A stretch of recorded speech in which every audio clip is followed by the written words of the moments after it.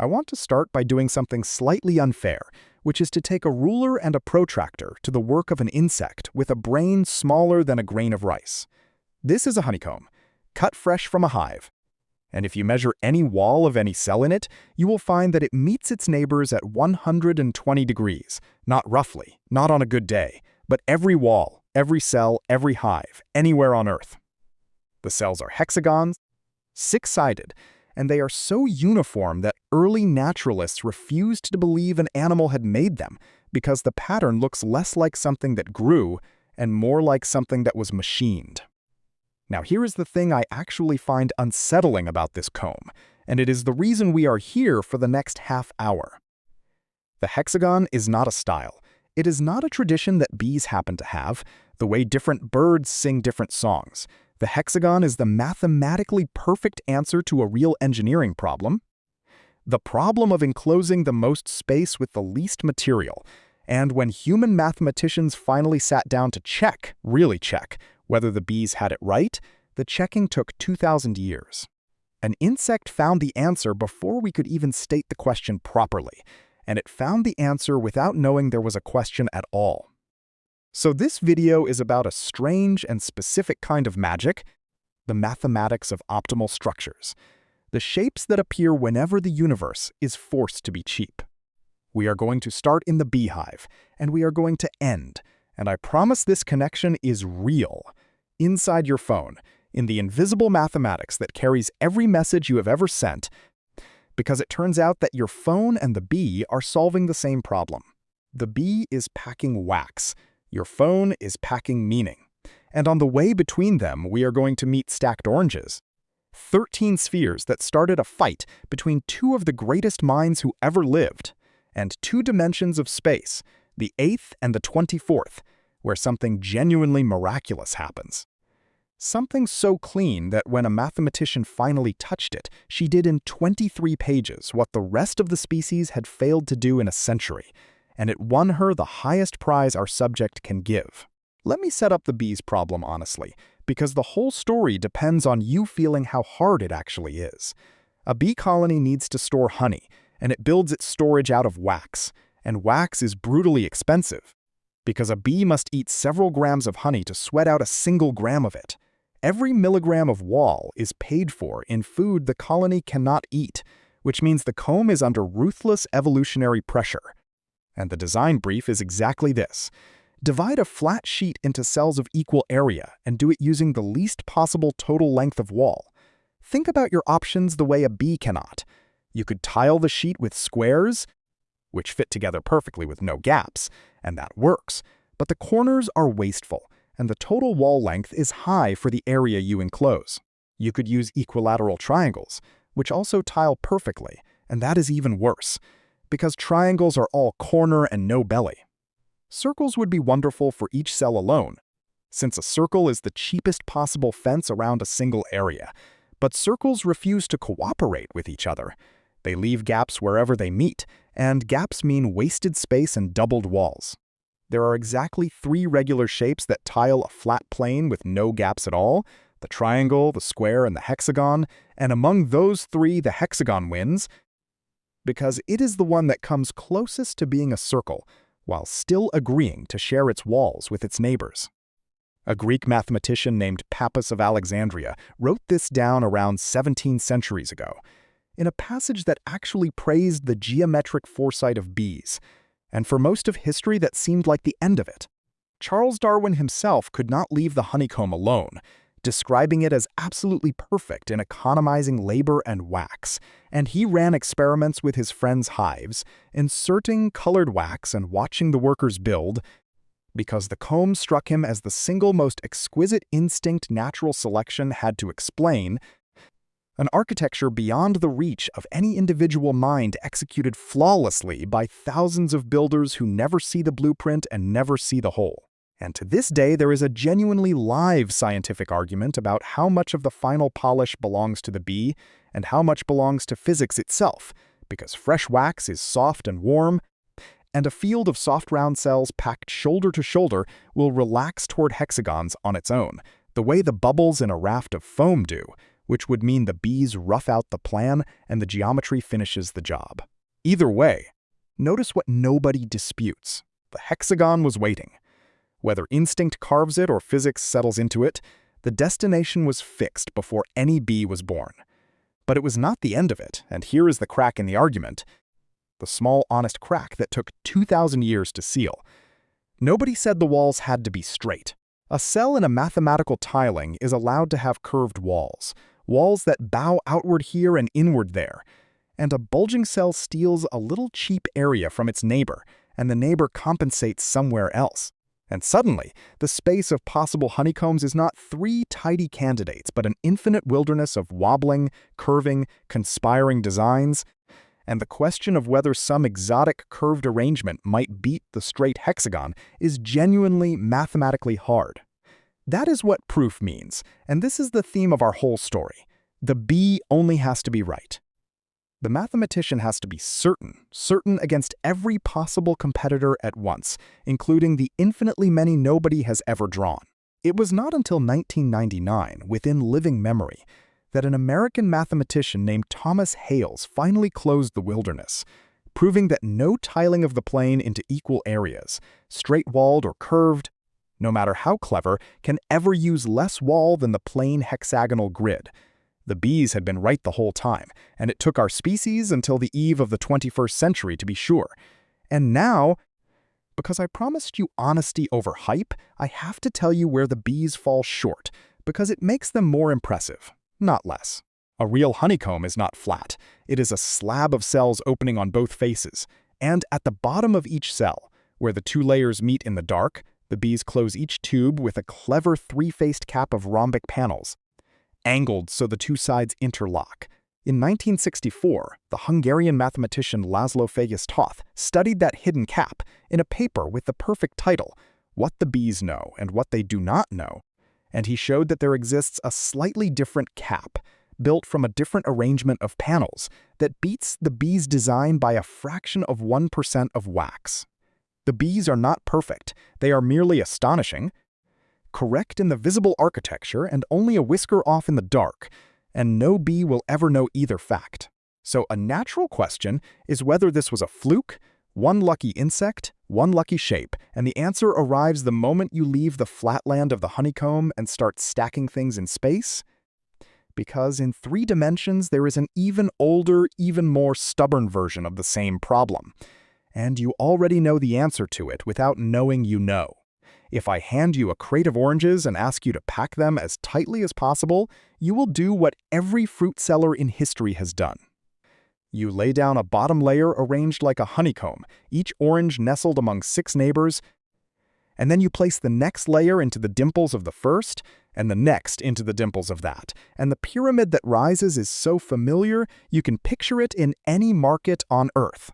In the winter of 1611, the astronomer Johannes Kepler, the same Kepler who gave us the orbits of the planets, wrote a little essay as a New Year's gift for a friend. And in it he claimed what the fruit sellers assume, that this obvious stacking is the best one, that no arrangement of identical spheres in space can ever fill more of it.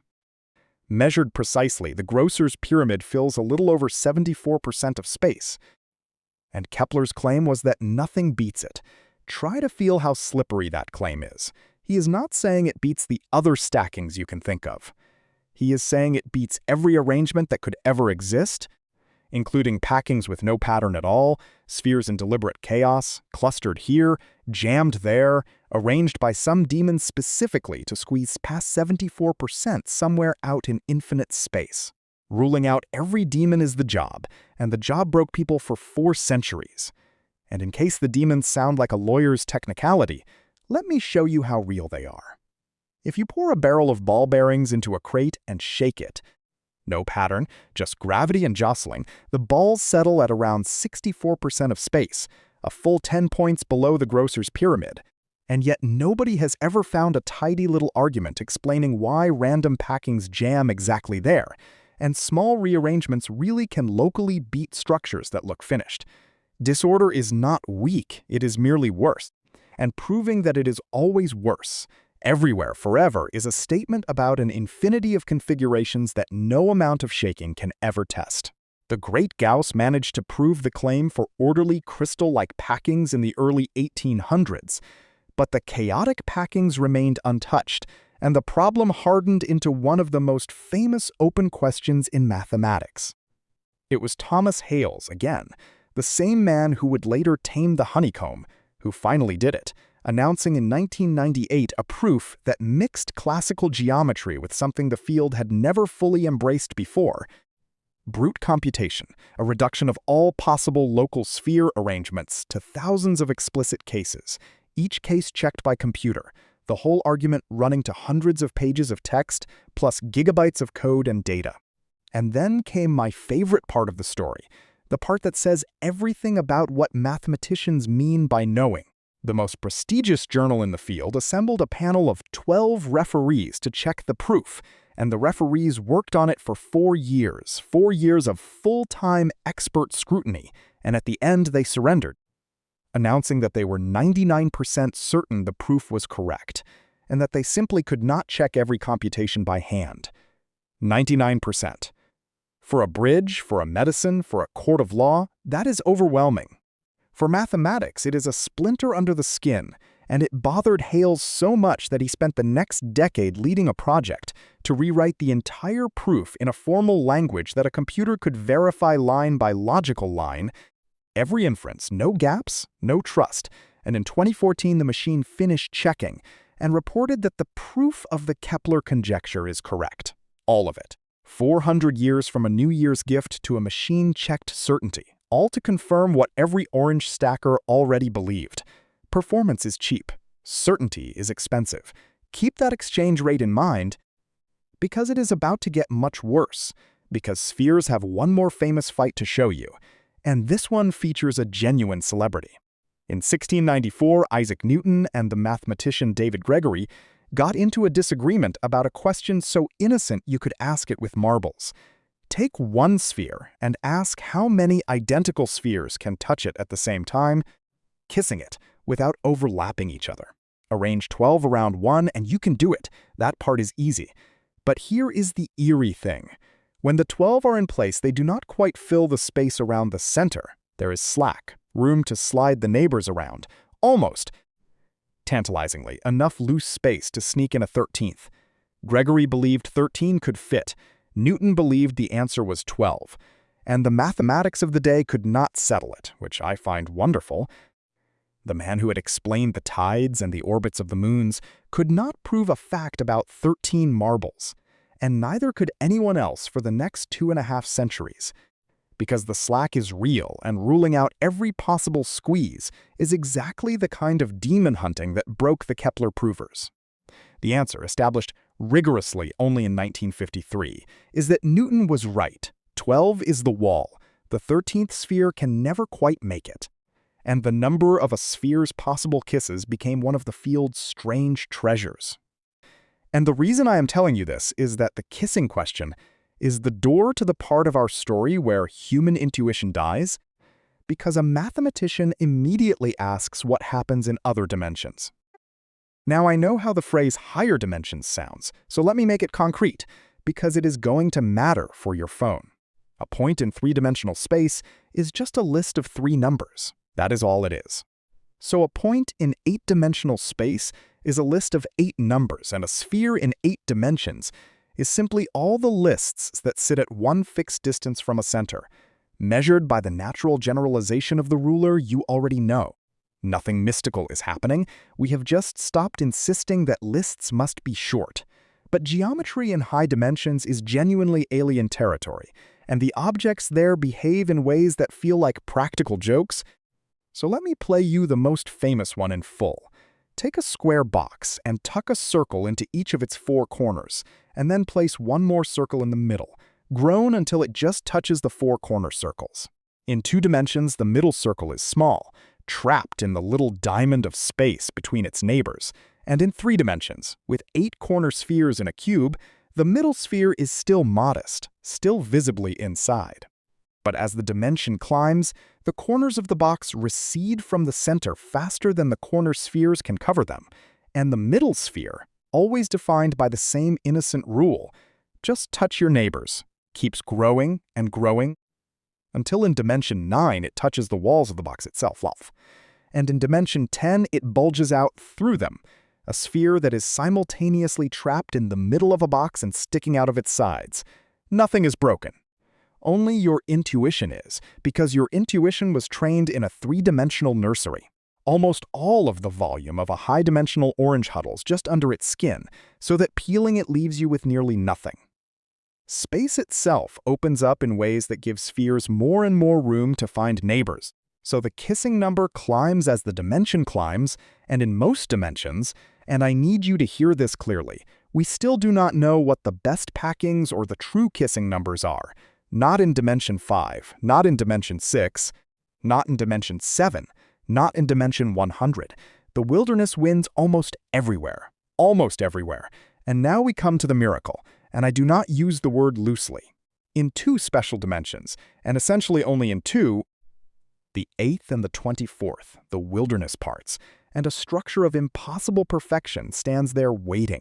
In dimension 8, there is an arrangement of points called the E8 lattice, a crystal of pure arithmetic, in which every sphere kisses exactly 240 neighbors, with no slack anywhere.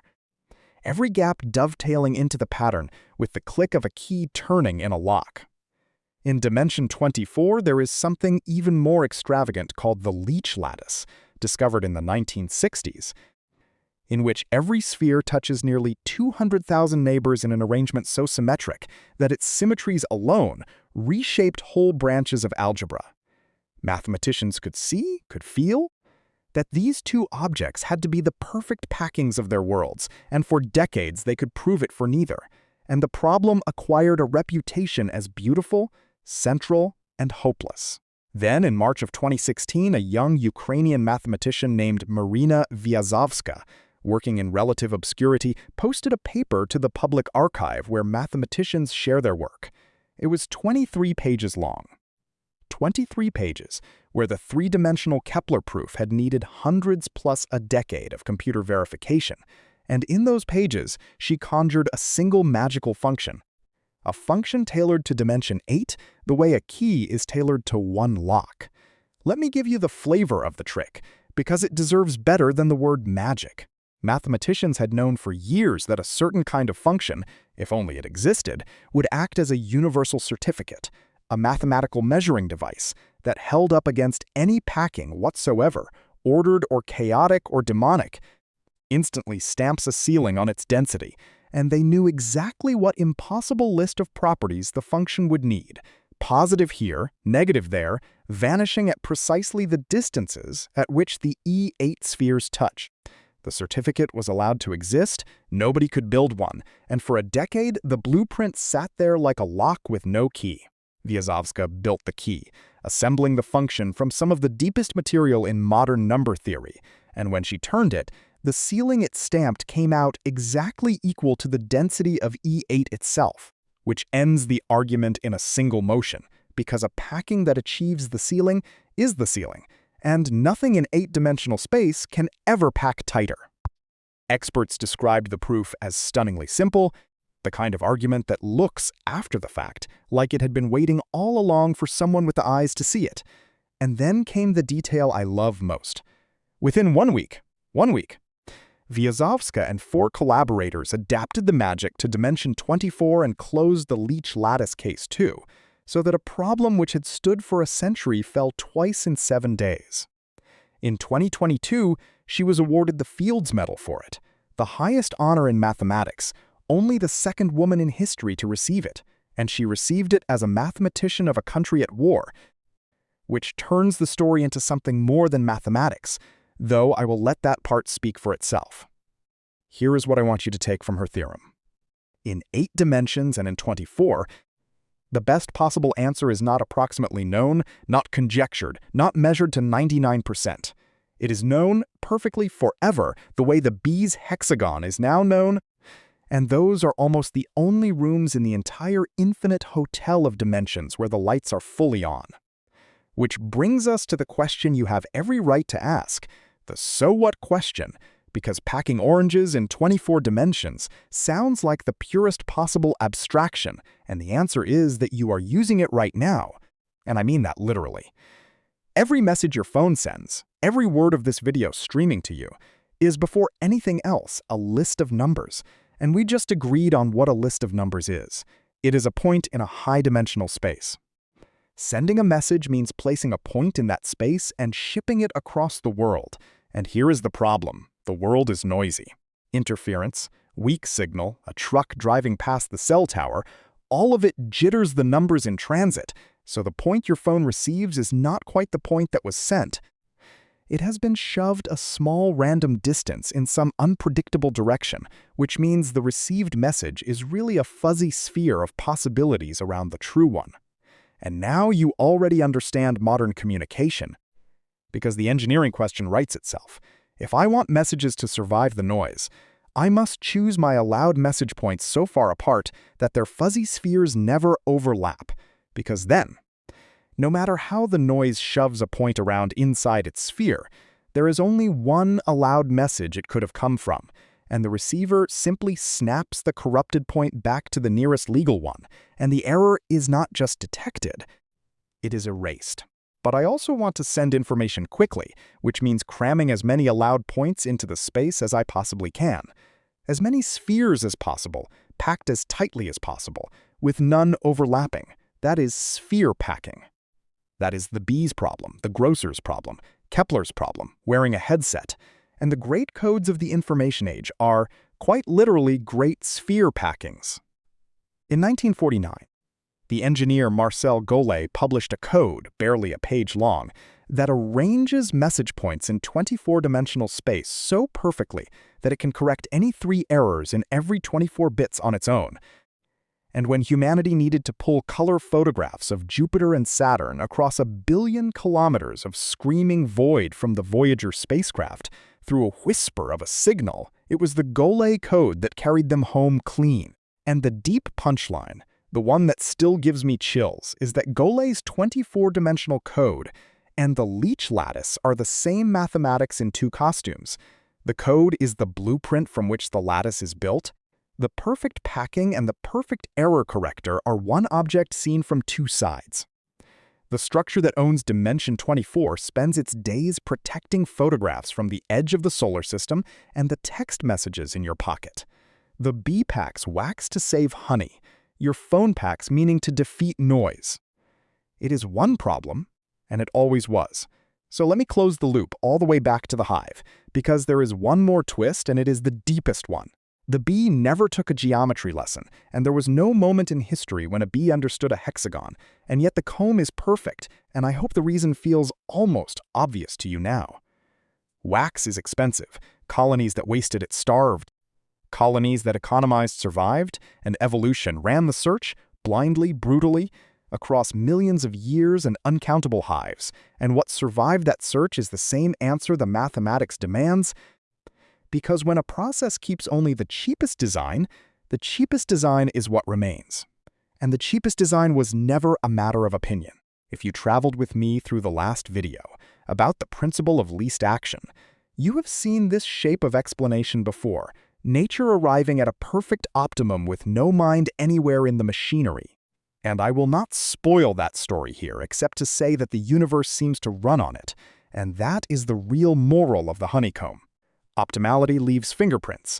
Whenever you see the same structure repeated endlessly, wax cells in a hive, bubbles in a foam, oranges in a crate, atoms in a crystal, message points in the silent geometry inside your phone, you are looking at the scene of a minimization, at some quantity, wax or energy, or space or error, that has been squeezed until only one shape could survive the squeezing. Mathematics is the science of what survives, of the answers that were never choices. And that is why an insect can be better at math than you, because the bee does not do mathematics. The bee is mathematics, worn as a body and a behavior, the way a raindrop wears the laws of light. So the next time you see a honeycomb, I want you to see the whole chain hiding in it.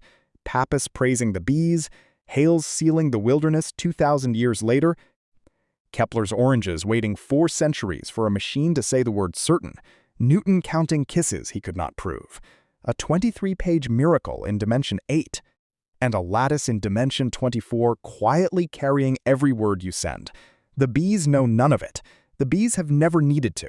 Knowing is the human instrument, the slowest and strangest tool in nature's workshop. And the wonder is not that an insect beat us to the answer. The wonder is that we are the one animal that could not rest until we understood why the answer was the answer. The comb was finished 2,000 years before we were. The proof is what makes it ours.